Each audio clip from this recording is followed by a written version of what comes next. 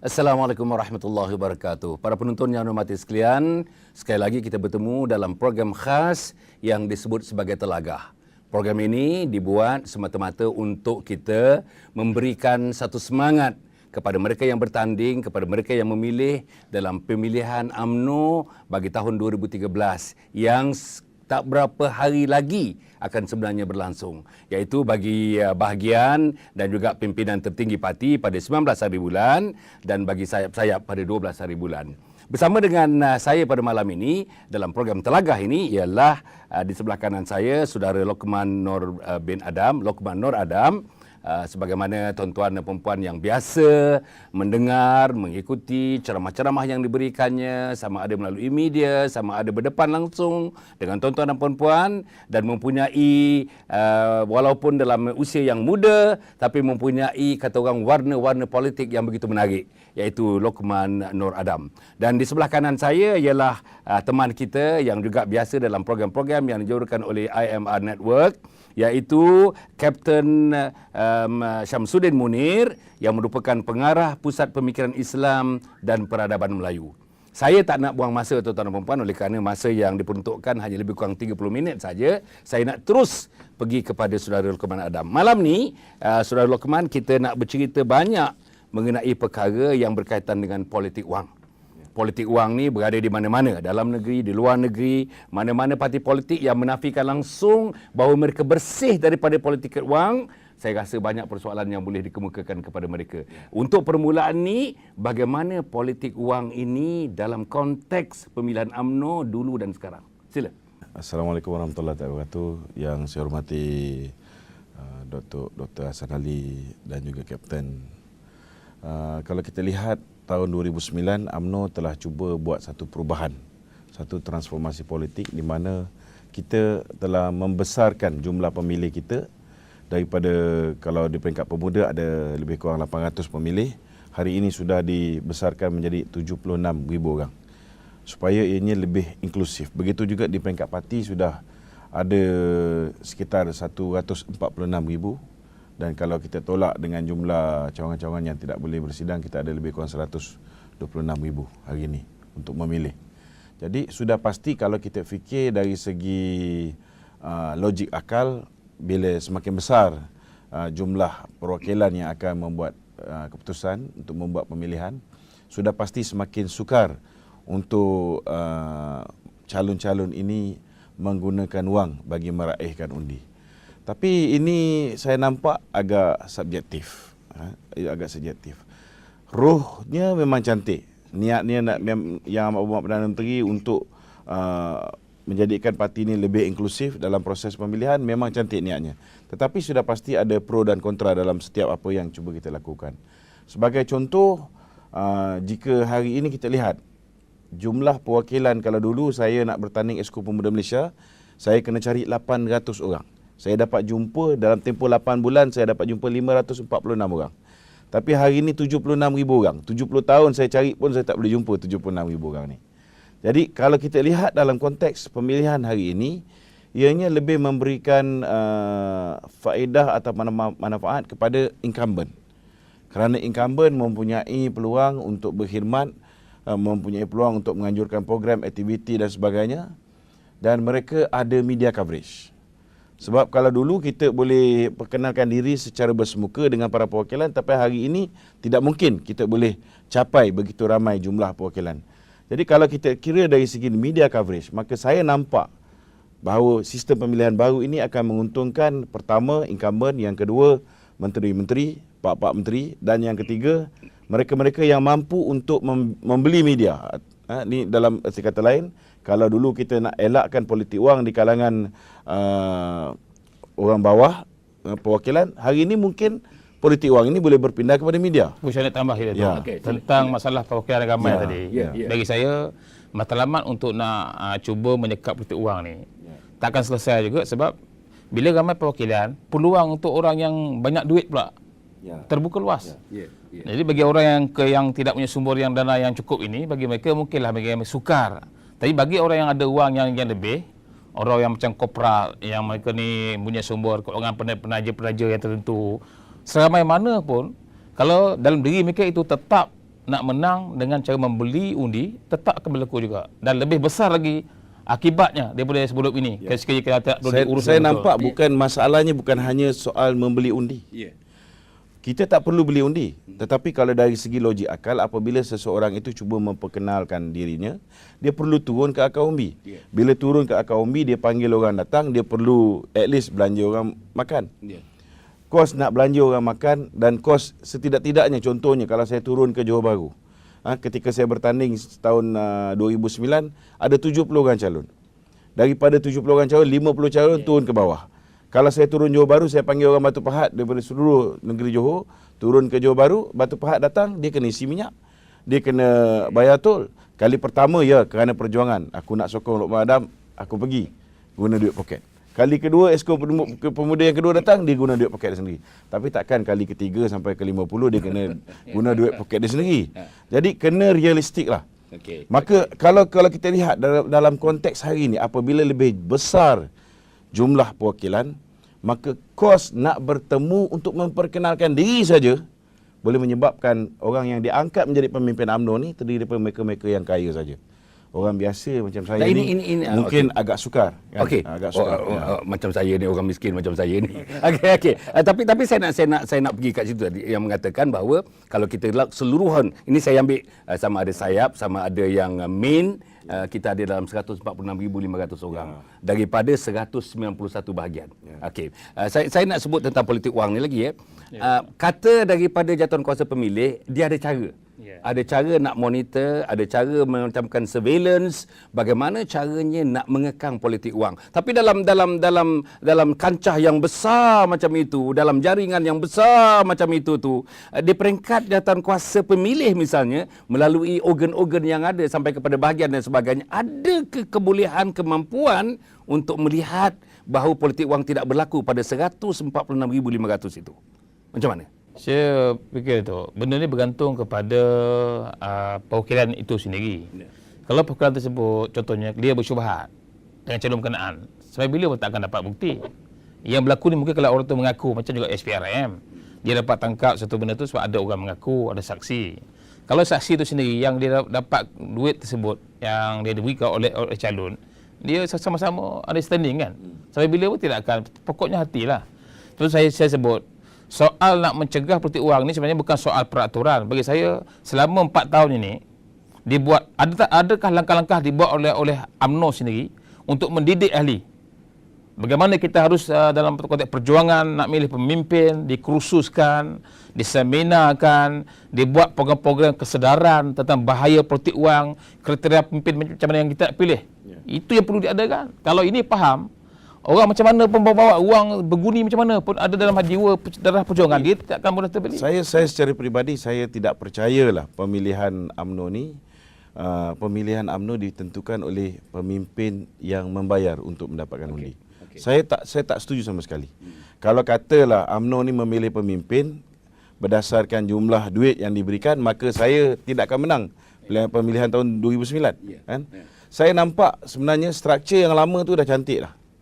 Struktur yang lama dah cantik dah, kan? Di mana satu bahagian akan bermesyuarat dan mereka akan pilih perwakilan. Perwakilan ni akan membuat penilaian pemimpin mana yang patut diangkat menjadi pemimpin UMNO. Cuma apa yang saya nampak yang patut UMNO perbetulkan ialah kita hapuskan sistem kuota, kan? Kita hapuskan sistem kuota.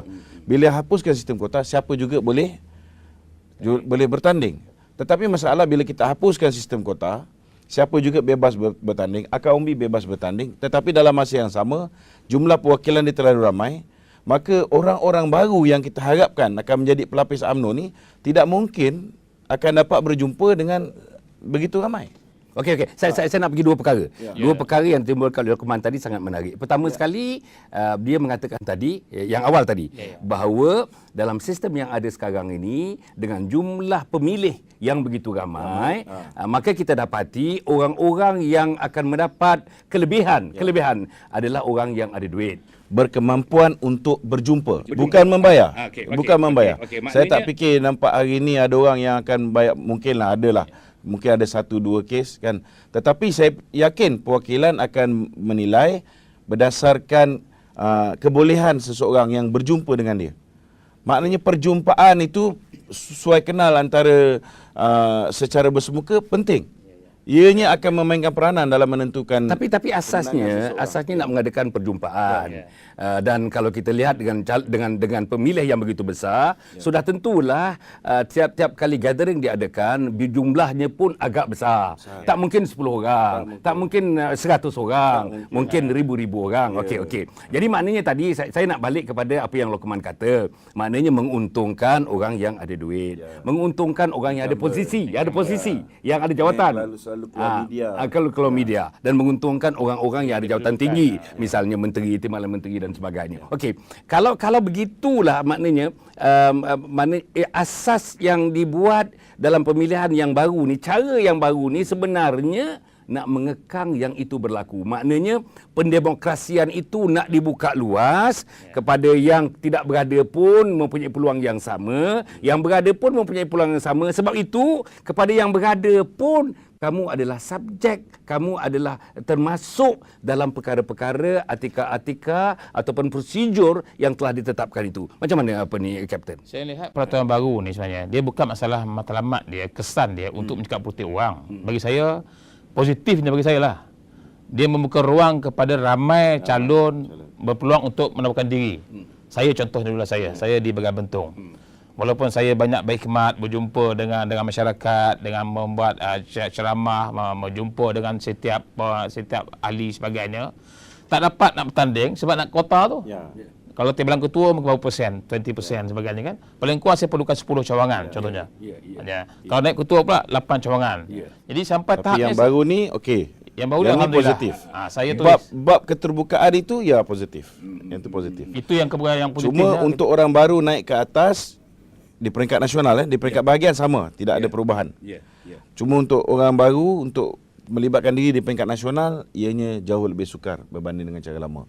Kalau 800 orang kita masih lagi boleh berjumpa, cuba memperkenalkan diri kan. Tapi nak jumpa dalam keadaan hari ni, nak jumpa kepala-kepala pun kita tak mampu. Tapi saya lihat dari segi psikologi, saya nak sebut dari segi psikologi. Bila jawatan kuasa pemilihan menekankan beberapa kali, hinggakan hari ini saja diputuskan bahawa boleh melalui social media, melalui Facebook dan sebagainya. Sebelum itu pun tak berapa nak boleh. Tak boleh kan Nak berjumpa secara open pun tak boleh, nak membelanja pun tak boleh, nak menggunakan perwakilan pun tak boleh, berbagai-bagai tak boleh. Banyak sangat tak bolehnya. Dan ini sebenarnya telah menimbulkan banyak sebenarnya komplain daripada teman-teman yang nak bertanding. Tapi apapun, sudahkah tidak menimbulkan rasa ada kegerunan? Aku nak bahagi ni, cara yang direct atau cara tak direct tu menyebabkan nanti aku disqualified. Kegerunan itu ada ke tak ada dengan sistem yang baru ni? Saya tak nampaklah kali ini ada yang akan membeli undi. Saya tak nampak yang ada yang akan membeli undi.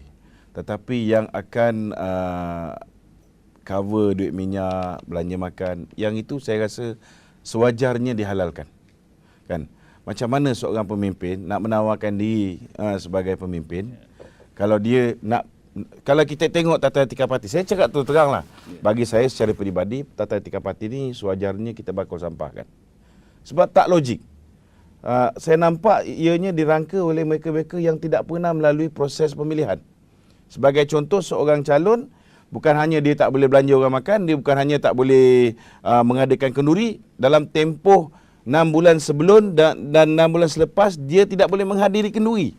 Orang mati pun tak boleh pergi. So ini tak logik lah, tak logik bagi saya kan. Jadi saya nampak alhamdulillah daripada masa ke semasa yang Amat Berhormat Tan Sri Mahyudin Yassin ada buat sedikit perubahan. Mungkin selepas pemilihan ini kita akan sit down balik, kita akan fikir balik sama ada kita patut ubah banyak benda dalam tata etika pemilihan ni, perlu diperbetulkan. Saya masalah dari segi beli undi tu mungkin saya setuju dengan Saudara Rahman tadi, takkan ada beli undi kepada perwakilan individu. Tetapi bagi saya akan timbul brokah-brokah parti, brokah-brokah politik.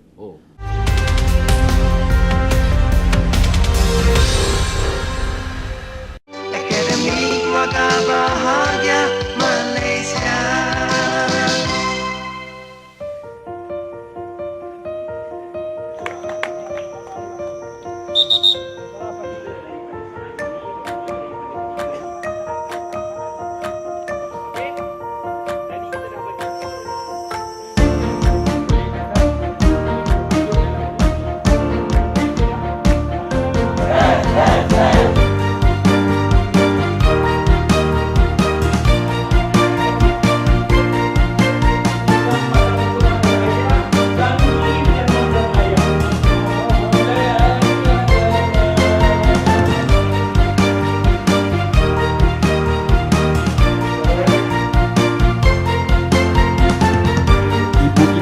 ayahlah yang menentukan.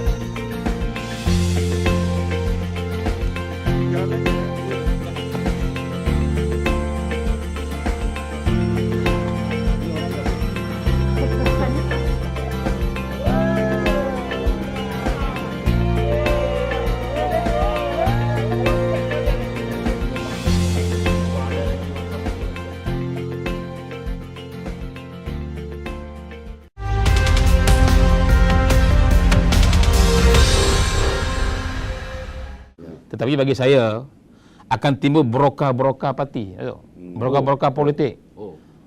Contohnya di bahagian, dia boleh pegang 20 cawangan.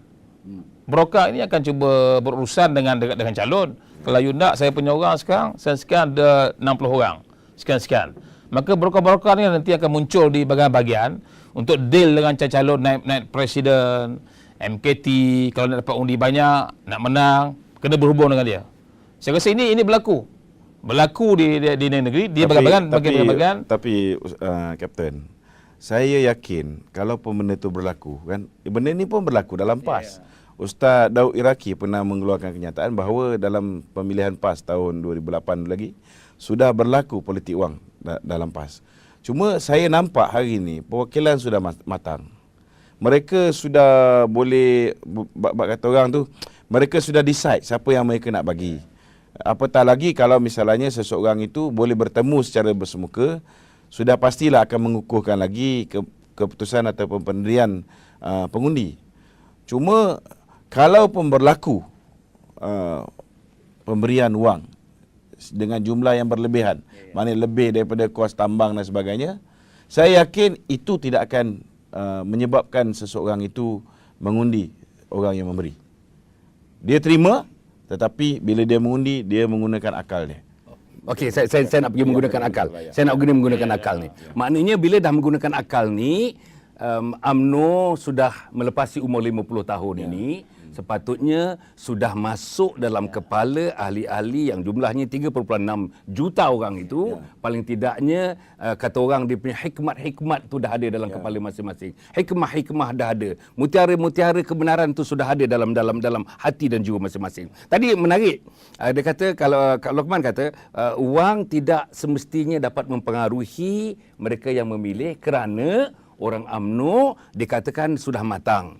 Orang UMNO sudah dapat menilai kepimpinan, menilai track record dan menilai sebenarnya calon-calon itu di mana yang gelapnya, di mana yang terangnya. Ini sudah jelas. Betul. Apalagi dalam media sosial yang terbuka begitu luas. Apa pandangan Kapten tentang pandangan yang macam itu? Maknanya nak mengatakan bahawa orang UMNO sudah berubah, khususnya selepas kekalahan kita pada tahun 2008 di 5 buah negeri. Mereka dah mula sedar bahawa nak pilih pemimpin ni kita tak boleh letak anybody yang tidak capable untuk duduk setempat. Tidakkah ada kemungkinan nanti memang betul dari segi untuk meremajakan parti, dari segi untuk re-engineering akan berlaku kepada parti, tidakkah itu diambil juga kira tetapi wang pun masuk sama? Saya lihat ni tu, memanglah masalah wang ni kita tadi, orang dah boleh menilai di segi politik wang ni, tiap sini orang akan terima. Tapi benda tu berlaku. Saya sebut ni adalah matlamat untuk menghapus politik wang ni, kontinuan tidak akan berakhir. Tetap akan berlaku. So, pokoknya hari ni kita kata perwakilan sudah bijak memilih. Tetapi benda tu berlaku. Cuma yang saya nak tekankan di sini ialah soal hari ni bukan semualah perwakilan kita boleh kata mereka ni nak kepada wang. Ada yang semangat juang yang tinggi sebenarnya. Calon pun bukan semuanya menteri ni yang kata. Cuma mereka mungkin disebut oleh Lokman tadi perlukan kos untuk nak berjumpa dengan perwakilan sebagai mungkin dianggap sebagai politik wang. Sebab itulah di sini peraturan tadi tu di bakul sampah tu ada logiknya. Mungkin ada perkara yang kita rasa ada boleh, ada yang tak boleh. Cuma yang saya rasa hari ini ialah pokok pangkalnya ialah masalah ialah dari segi bahagian-bahagian. Sebab saya nampak hari ini hanya kuasa diberi peluang hanya Perlumbaan Negeri mengaturkan program. Kalau Perlumbaan Negeri ini dia ada masa kena atur setiap program untuk calon seorang negeri ini. Okey, saya nampak ada solusi dia. Ada solusi yang boleh kita tawarkan pada pucuk pimpinan parti. Kenapa tidak setiap calon yang menawarkan diri dikendaki untuk meletakkan certain amount of deposit. Okey, alright. Deposit ini kita serah kepada Badan Perhubungan Negeri. Kalau mereka yang bertanding di peringkat bahagian, diserahkan kepada bahagian, tapi bukan bahagian yang urus lah. Maknanya kena ada jawatankuasa pemilihan yang urus. Dengan menggunakan duit ini, contohnya kalau katalah kita buat majlis memperkenalkan calon di negeri Johor umpamanya. Kalau kita lihat hari ini, apa yang parti buat, dia panggil semua calon, dia panggil perwakilan dan dia hanya sebut nama calon. Lokman Adam angkat tangan. So takkan perwakilan dekat bawah ni nak membuat pemilihan berdasarkan angkat tangan. So ini tak logik. So apabila dia duduk lebih jauh, dia cuma nampak seorang itu hanya dengan mengangkat tangan, maka apa akan akhirnya terjadi? Macam mana cara kita nak mengikat perwakilan supaya menyokong kita? Itu yang akhirnya balik semula kepada mengikat dengan wang. Yang ini kita tak nak. Tetapi sekiranya diorang gunakan kebijaksanaan, setiap calon yang nak bertanding kena letak deposit. Pertamanya, tidak akan ada orang yang saja suka-suka nak bertanding. Kan? Maknanya hanya orang yang serius bersungguh akan membayar deposit ni. Deposit ni burn. Okay. Gunakan duit ini, pertama sekali menganjurkan majlis.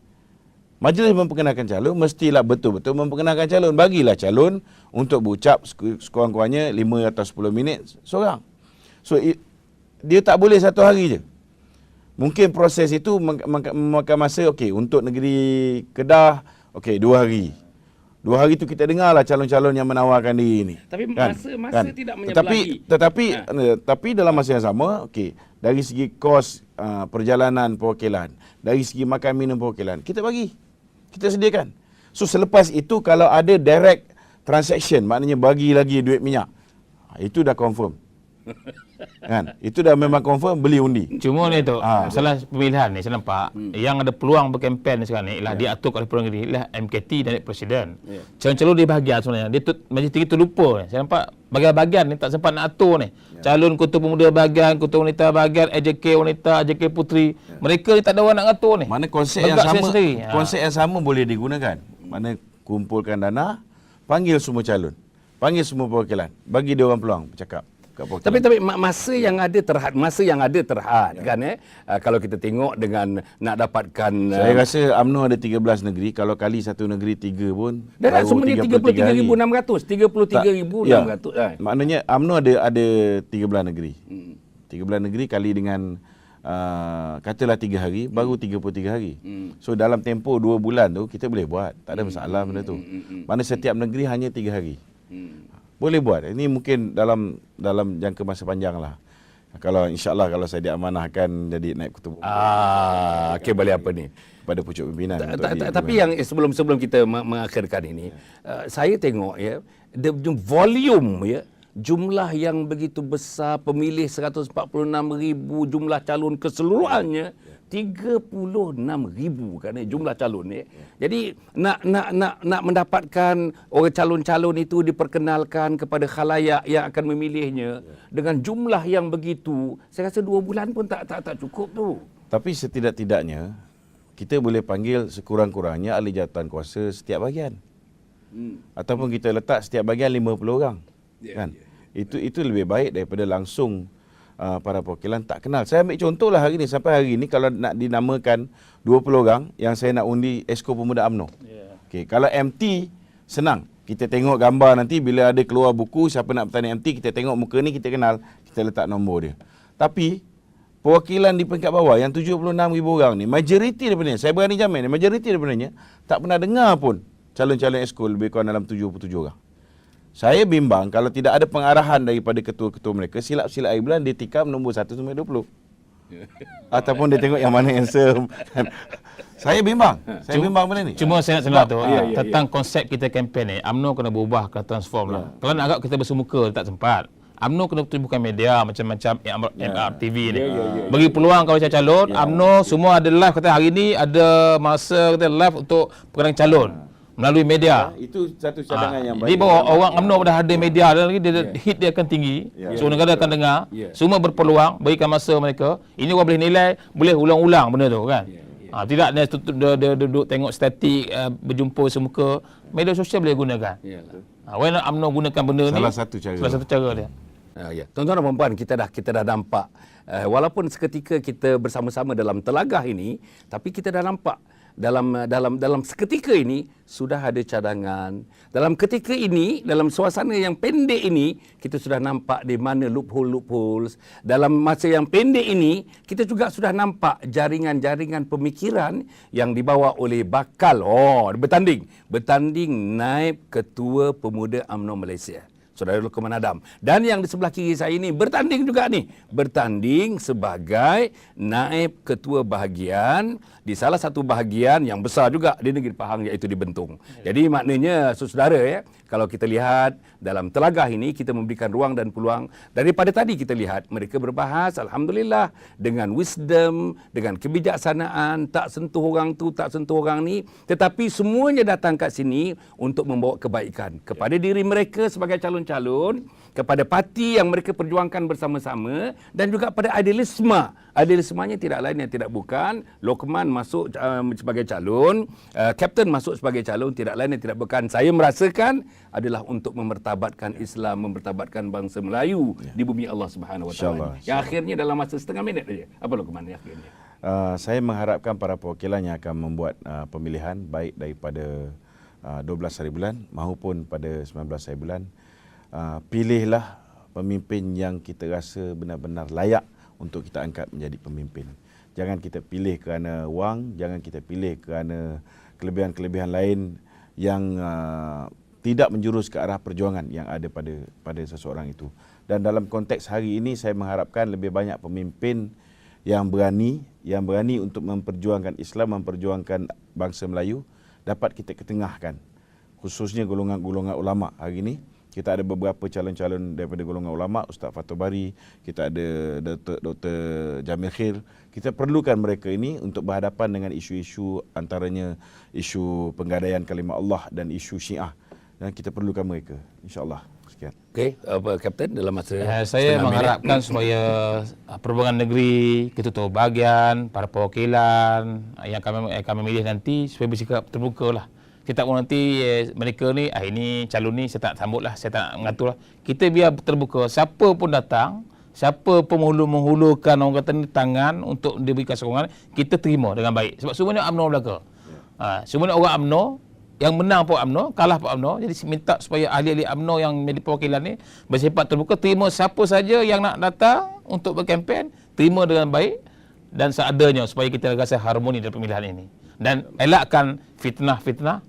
Kita memburukkan calon, kita cuba-cuba untuk membuatkan, menjatuhkan calon. Yang penting apa agenda kita yang nak kita bawa kalau kita dipilih sebagai pemimpin yang kita pilih ini. Itu je Dato'. Para penonton mati sekalian, ya, nampak alhamdulillah di depan kita ini, tuan-tuan tengok, kalau nak tengok handsome-nya Luqman, alhamdulillah. Tapi perjuangannya dalam politik kalau kita lihat, hampir 1000 hari ditahan dalam lokap, kemudian tu 2 kali ditahan dalam ISA. Jadi maknanya perjuangannya, daripada dedikasinya, komitmennya, saya nampak mungkin tuan-tuan akan tertarik dengan perjuangan ini untuk diteruskan melalui saluran UMNO yang akan mengadakan pilihan ini. Dan bagi Kapten pula dengan penglibatannya dalam tentera dan sebagainya, kemudian tu terlibat dalam usaha dakwah pagi, petang, siang, malam. Kalau lihat Kapten akan berada di utara, di selatan, di timur dan barat, tak berhenti-berhentinya mendakwahkan agama Allah Subhanahu Wa Taala yang merupakan permata-permata yang disebut Luqman tadi yang harus ada dalam konteks pemilihan UMNO. Jadi setakat itu para penonton umat Islam, terima kasih kepada Luqman Adam, terima kasih kepada Kapten, terima kasih kepada para penonton. Jemput lagi, jangan lupa bersama-sama dengan Telagah dalam siri yang akan datang. Aqulu qawli hadza wa astaghfirullahal azim. Wassalamualaikum warahmatullahi wabarakatuh. Assalamualaikum warahmatullahi wabarakatuh.